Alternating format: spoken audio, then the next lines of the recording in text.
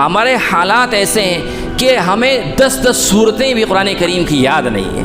آپ اگر غور کریں گے، اپنے دوستوں میں ہی غور کریں گے، اپنے آس پڑوس میں ہی غور کریں گے، تو یقیناً آپ کو ایسے بہت سارے لوگ ملیں گے کہ جن کو قرآن کریم کی بمشکل ایک یا 2 صورتیں یاد ہیں۔ سورہ فاتحہ یاد ہے، قل هو اللہ شریف کی صورت یاد ہے، اور قل اعوذ برب الناس کی 2-3 صورتیں یاد ہے، باقی اسے قرآن کریم میں سے کچھ یاد نہیں ہے۔ وہ نماز پڑھنے کے لیے آتا ہے تو ساری نماز میں بس ان 2 چند صورتوں کو ریپیٹ کرتا رہتا۔ ایسے لوگ آپ کو کم تعداد میں نہیں، بڑی تعداد میں ملیں گے کہ جو صرف چند صورتوں سے ہی اپنی نماز پوری کر لیتے ہیں، ان کے پاس سیکھنے کا موقع نہیں ہے۔ قرآن کریم جب اللہ کے نبی صلی اللہ علیہ وسلم پر اترتا تھا تو صحابہ کرام سیکھتے تھے۔ بخاری شریف کی حدیث صرف جوان نہیں، بوڑھے نہیں، بچے بھی آ کر سیکھتے تھے۔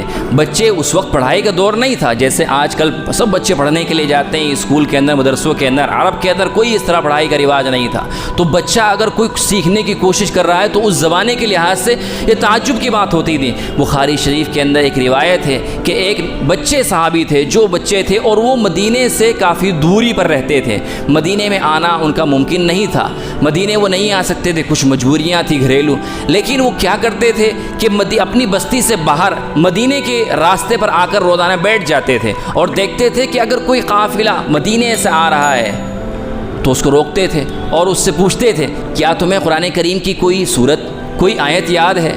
تو اب بعض مرتبہ کسی کو 1 آیت یاد ہوتی، کسی کو 2 آیتیں یاد ہوتی، کسی کو 3 آیتیں یاد ہوتی، تو یہ سب سے سن کر اس کو یاد کر لیتے اور اس طرح گھر چلے جاتے تھے۔ تو روزانہ اس طرح یہ کرتے تھے۔ اسی طرح کرتے کرتے قرآن کریم کا ایک کافی ذخیرہ انہوں نے ایسے حفظ کر لیا تھا۔ اور یہ بچوں کی بات ہے، قرآن بلکہ حدیث شریف میں آتا ہے جو صحابہ کرام بڑی عمر کے تھے، جو خود آل و اولاد والے تھے، جن کی بیوی بچیاں تھیں، وہ بھی قرآن سیکھنے کے لیے، دین سیکھنے کے لیے اللہ کے نبی صلی اللہ علیہ وسلم کی مجلس میں آتے تھے۔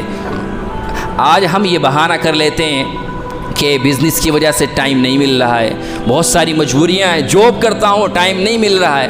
ارے بھائی، آپ کو روزی کے لیے دوڑنا پڑ رہا ہے، آپ اپنے پیٹ پالنے کے لیے بھاگ دوڑ کر رہے ہیں، تو صحابہ کرام کو بھی تو کرنا پڑتا تھا۔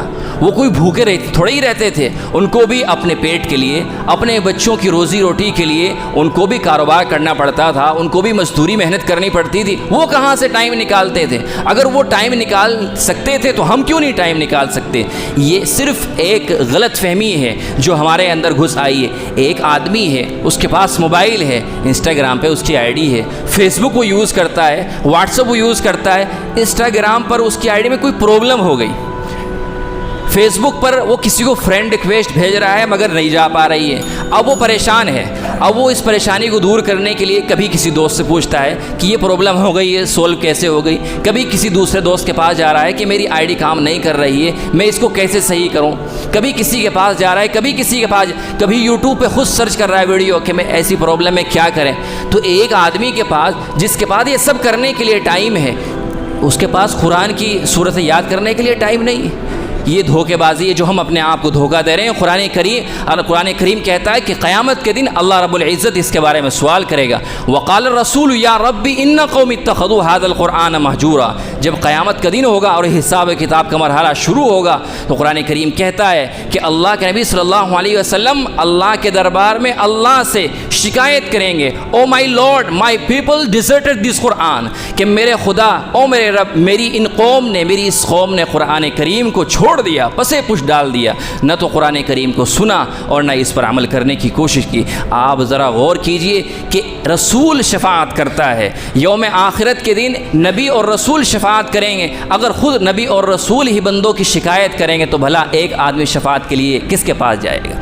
تو میرے بھائیوں، وقت نکالیے، قرآن کریم سیکھیے، کم از کم ایک عام کا پارا تو ہر آدمی کے یاد ہونا چاہیے، اور اگر عام کا پارا بھی نہیں تو کم از کم 20-25 صورتیں تو بالکل ازبر یاد ہونی چاہیے تاکہ آدمی ان کو بلا تکلف نماز کے اندر پڑھ سکے۔